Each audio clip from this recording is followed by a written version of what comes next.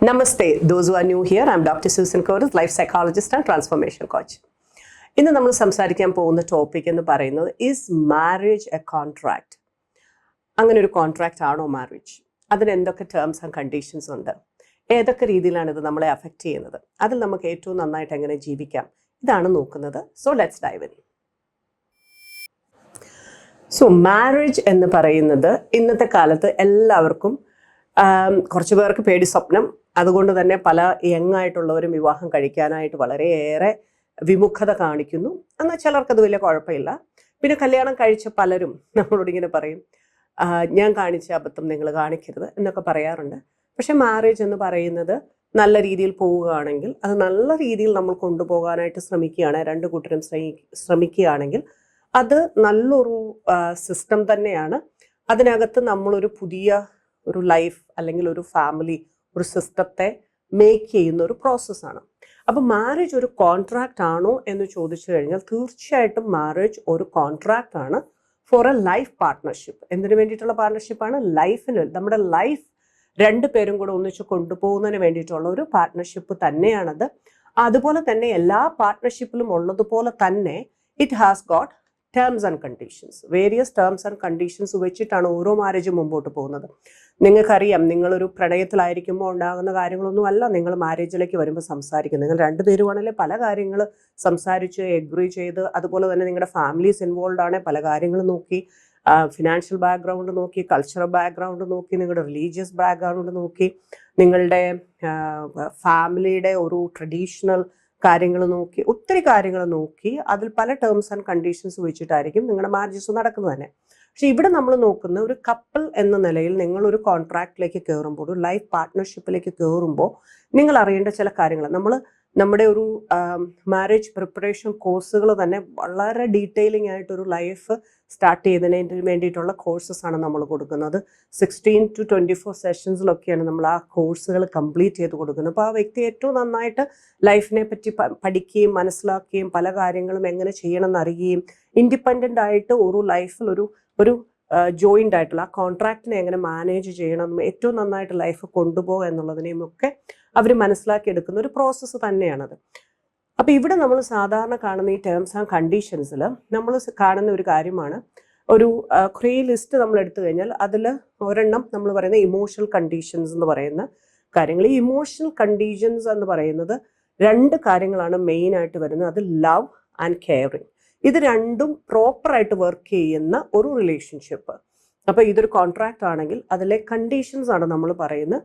ആ കണ്ടീഷൻസ് പറയുന്നത് ഇമോഷണലി വരുമ്പോൾ രണ്ട് മെയിൻ കണ്ടീഷൻസ് ആണ് വരുന്നത്, ലവ് ആൻഡ് കെയറിങ്. അതിൻ്റെ ഡീറ്റെയിലിങ്ങിലേക്കൊക്കെ നമ്മൾ പല വീഡിയോസിലും ആവുമ്പോൾ നമുക്ക് പോകാൻ പറ്റും, ലവും കെയറിങ്ങും എന്താണ് എങ്ങനെയാണെന്നുള്ളത്. ഇനി അടുത്ത ഒരു കണ്ടീഷൻ നമ്മൾ സാധാരണ കാണുന്നത് എന്ന് പറയുന്നത് ദ ഫിനാൻഷ്യൽ കണ്ടീഷൻസ് ആണ്.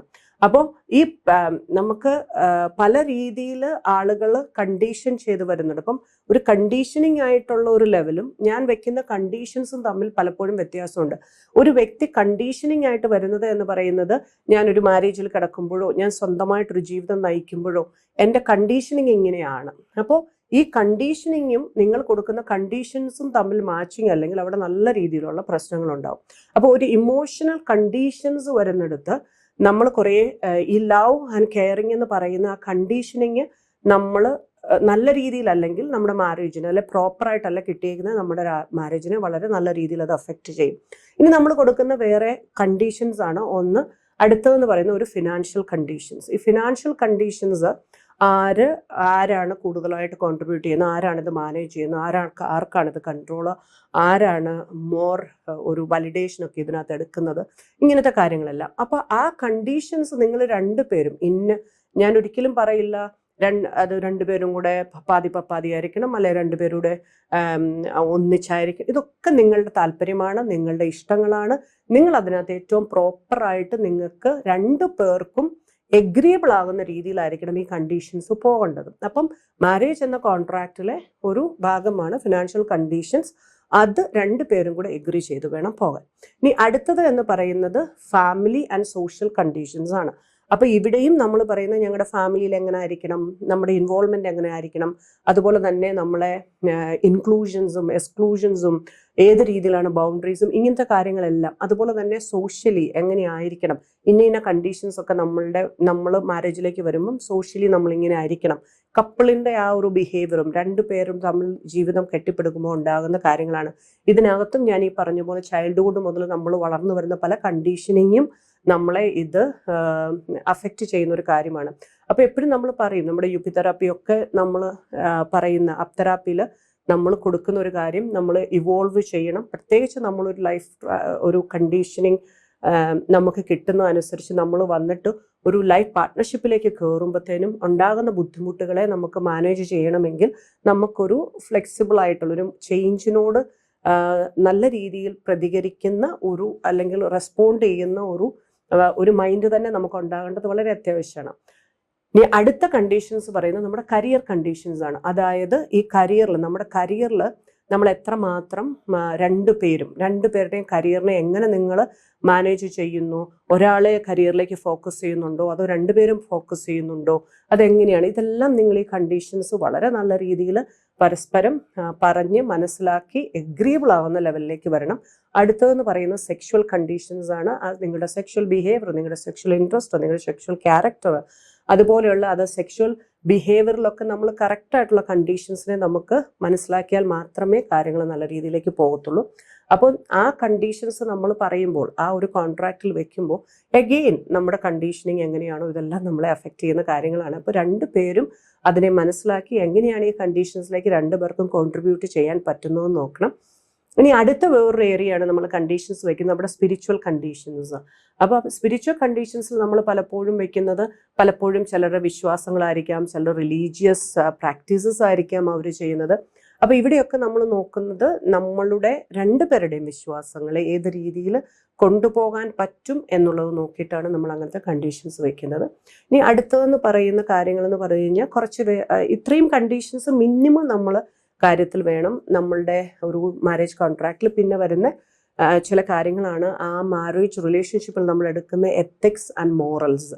നമ്മുടെ എത്തിക്സ് ആൻഡ് മോറൽസ് വളരെ ഇമ്പോർട്ടൻ്റ് ആയിട്ടുള്ള കാര്യമാണ്. അതിൽ നിങ്ങൾ എങ്ങനെയാണ് രണ്ടുപേരും കമ്പാറ്റബിൾ ആണോ, ഒരുപോലെയാണോ പോകുന്നത്, നിങ്ങളുടെ ആ കോർ ഫാമിലിയെ നിങ്ങൾ ഡെവലപ്പ് ചെയ്യുമ്പോൾ ഏത് രീതിയിലാണ് നിങ്ങളിതിനെ കൊണ്ടുപോകുന്നു എന്നുള്ളത് വളരെ ഇമ്പോർട്ടൻ്റ് ആണ്. അതുപോലെ അടുത്ത ഒരു കാര്യമാണ് നിങ്ങളുടെ മാരേജ് എന്ന് പറയുന്ന ആ ഇൻസ്റ്റിറ്റ്യൂഷൻ്റെ വിഷൻ എന്താണ്, അതിൻ്റെ മിഷൻ എന്താണ്, അതിൻ്റെ കോർ വാല്യൂസ് എന്താണെന്നുള്ളത് വളരെ നല്ല രീതിയിൽ നമ്മൾ മനസ്സിലാക്കി വേണം മുമ്പോട്ട് പോകാനായിട്ട്. കാരണം ഒരു വിഷൻ ഇല്ലാത്ത ഒരു ഏത് സംരംഭവും ശരിയായിട്ട് മുമ്പോട്ട് പോകത്തില്ല. അതിനെ എങ്ങനെ സാധിച്ചെടുക്കണമെന്നുള്ള രണ്ടുപേരും കൂട്ടായ തീരുമാനങ്ങളും കൂട്ടായ പ്രവർത്തനത്തിലൂടെ മാത്രമേ അത് നല്ല രീതിയിൽ മുമ്പോട്ട് പോകത്തുള്ളൂ. അതിൻ്റെ കൂടെ തന്നെ നമ്മൾ കോമൺ ആയിട്ട് നമ്മുടെ റിലേഷൻഷിപ്പിൽ, നമ്മുടെ കപ്പിൾ റിലേഷൻഷിപ്പിൽ നമ്മൾ എടുക്കുന്ന ആ ഒരു കോർ വാല്യൂസ് നമ്മൾ കീപ്പ് ചെയ്യുന്നത്, ഇതെല്ലാം വളരെ ഇമ്പോർട്ടൻ്റ് ആയിട്ടുള്ള കാര്യമാണ് ഒരു മാരേജിൽ. അടുത്തത് നമ്മളുടെ റോഡാണ്, റെസ്പോൺസിബിലിറ്റി, ഒബ്ലിഗേഷൻ ആൻഡ് ഡെലിവറബിൾസ്. അത് എൻ്റെ ഈ മാരേജിൽ as a partner, life partner, ഓരോ ഇൻഡിവിജ്വലിൻ്റെയും റെസ്പോൺസിബിലിറ്റീസ് എന്താണ്, ഒബ്ലിഗേഷൻസ് എന്താണ്, ഡെലിവറബിൾസ് എന്താണെന്നുള്ളത് വളരെ നല്ല രീതിയിൽ ഒരാൾക്ക് മനസ്സിലായിരിക്കണം. അതുപോലെ തന്നെ എൻ്റെ ROAയും വളരെ ക്ലിയർ ആയിരിക്കണം. അതായത് റിട്ടേൺ ഓൺ ഇൻവെസ്റ്റ്മെൻറ്റ്. രണ്ട് പേർക്കും അറിയണം നമ്മൾ ഇതിലേക്ക് ഇൻവെസ്റ്റ് ചെയ്യുമ്പോൾ അതിൽ നിന്ന് കിട്ടുന്ന റിട്ടേൺ എന്താണ്. നമ്മളെപ്പോഴും എല്ലാം ഇമ്പ്രൂവ്മെൻറ്റിനും പ്രോഗ്രസ്സിനും ഒക്കെ വേണ്ടിയിട്ടാണ് എല്ലാ കാര്യങ്ങളും ചെയ്യുന്നത്. ഒരാൾ നശിച്ചു പോകാനോ ഒരാൾക്ക് പ്രശ്നം വരാനോ അല്ലെങ്കിൽ കാര്യങ്ങൾ മോശമായി തീരാനോ ആയിട്ട് നമ്മൾ ഒരിക്കലും പ്രവർത്തിക്കാൻ പാടില്ല. അപ്പം നമ്മൾ കൊടുക്കുന്ന ടൈം, എനർജി, എഫേർട്സ്, നമ്മുടെ ഇമോഷൻസ്, നമ്മുടെ ഇൻ്റലിജൻസ്, നമ്മുടെ കോഗ്നീഷൻ, നമ്മുടെ അങ്ങനെ റിലേഷൻഷിപ്സ്, നമ്മുടെ എല്ലാ കാര്യങ്ങളും, നമ്മുടെ കേപ്പബിലിറ്റീസ്, നമ്മുടെ കരിയർ അഡ്വാൻസ്മെൻറ്റ്, എല്ലാ കാര്യങ്ങളും നമ്മൾ കൊടുക്കുന്ന മണി, എല്ലാത്തിനും ടൈം, എനർജി, എല്ലാത്തിനും നമുക്ക് എന്താണ് അതിൽ നിന്ന് റിട്ടേൺ ഓൺ ഇൻവെസ്റ്റ്മെൻറ്റ് നിങ്ങളുടെ കപ്പിൾ ലൈഫിലേക്കും ഇൻഡിവിജ്വൽ ലൈഫിലേക്കും കിട്ടുന്നതെന്ന് വളരെ നല്ല രീതിയിൽ നമുക്ക് ക്ലാരിറ്റി ഉണ്ടായിരിക്കണം. ഇനി അതുപോലെ തന്നെ നമുക്ക് അറിയേണ്ടതാണ് ആ റിലേഷൻഷിപ്പിൽ നമ്മൾ ഹൂ ഡസ് വാട്ട്, ആര് എന്താണ് ചെയ്യുന്നത്. അപ്പോൾ ചിലപ്പോൾ നമ്മൾ പറയും സ്ത്രീകൾ കുക്ക് ചെയ്യണം, ഹസ്ബൻഡുമാർ കുക്ക് ചെയ്യത്തില്ല, ആണുങ്ങൾ കുക്ക് ചെയ്യും, അങ്ങനെയൊന്നുമില്ല. അതൊക്കെ നിങ്ങളാണ്. Who does what. ഞങ്ങളുടെ ഈ റിലേഷൻഷിപ്പിൽ, ഈ ലൈഫ് പാർട്ട്ണർഷിപ്പിൽ ആരെന്ത് ചെയ്യുന്നു എന്നുള്ളത് നമ്മൾ തമ്മിലുള്ള ഒരു അണ്ടർസ്റ്റാൻഡിങ്ങും അങ്ങനെ പോകുന്ന ഒരു കാര്യമാണ്. അപ്പം അതനുസരിച്ച് വേണം നിങ്ങൾ ആ ഒരു കണ്ടീഷൻസും എല്ലാം വെക്കാനായിട്ട്. അപ്പോൾ നമ്മുടെ ഇൻഡിവിജ്വൽ ലൈഫും എൻ്റെ ഒരു ഇൻഡിവിജ്വൽ ലൈഫ് എങ്ങനെയാണ് ഞാൻ കൊണ്ടുപോകേണ്ടത്, എൻ്റെ കപ്പിൾ ലൈഫിൽ എങ്ങനെയാണ് ഞാൻ എന്നുള്ളത് വളരെ ക്ലാരിറ്റിയിൽ രണ്ട് പേർക്കും നല്ല രീതിയിൽ മനസ്സിലാകണം. അതല്ലാന്നുണ്ടെങ്കിൽ ഇത് രണ്ടും കൂടെ കയറിയിട്ട് ക്ലാഷ് ആകും, എന്നിട്ട് നമുക്ക് ഭയങ്കര ബുദ്ധിമുട്ടുണ്ടാകും. അപ്പം നമ്മൾ എപ്പോഴും ചിന്തിക്കേണ്ട ഒരു കാര്യം, നമ്മുടെ ലൈഫിനെ പറ്റിയും നമ്മുടെ സെൽഫിനെ പറ്റിയും നമ്മൾ എടുക്കുന്ന ഓരോ പ്രോജക്റ്റുകളെ പറ്റിയും ലൈഫിലെ ഓരോ ഫേസസിനെ പറ്റിയും അതെങ്ങനെ അഡ്വാൻസ്ഡ് ആയിട്ട് പോകണം എന്നുള്ളതിനെ പറ്റിയും നമ്മൾ ഏറ്റവും നന്നായിട്ട് അറിയുമ്പോഴാണ് നമുക്ക് നമ്മളുടെ പീസിലും ഹാപ്പിനെസ്സിലും പ്രോഗ്രസ്സിലും ജീവിക്കാനായിട്ട് പറ്റുക. ഞാൻ എപ്പോഴും പറയുമല്ലോ, നമ്മുടെ ലൈഫ് എപ്പോഴും ആ ഒരു കോൺസെപ്റ്റിലേക്ക് ഫോക്കസ് ചെയ്യാവും. അതിന് വേണ്ടിയിട്ട് ഇതുപോലുള്ള നിങ്ങളുടെ ലൈഫിൻ്റെ ഫേസസിനെയും ലൈഫിലെടുക്കുന്ന പല പ്രോജക്റ്റുകളെയും പറ്റി ഏറ്റവും നന്നായിട്ട് അറിയുക വളരെ ഇമ്പോർട്ടൻ്റ് ആണ്. അതുപോലെ തന്നെ ഒരു അബ്യൂസ് ഫ്രീ ലൈഫിനും ഇത് നിങ്ങളെ ഹെൽപ്പ് ചെയ്യും. അതിനുവേണ്ടി ദൈവം നമ്മെ എല്ലാം അനുഗ്രഹിക്കട്ടെ.